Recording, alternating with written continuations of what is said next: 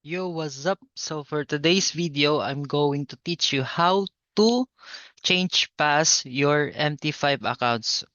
Okay, so first thing you need to do is log in your details in the myaccount.puprime.com.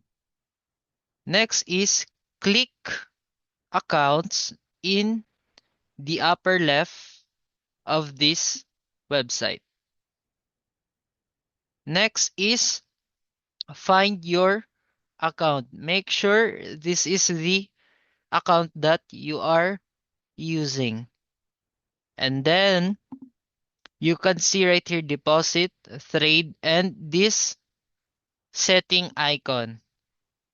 Click the setting icon and you can see right there the change password. Okay, change password.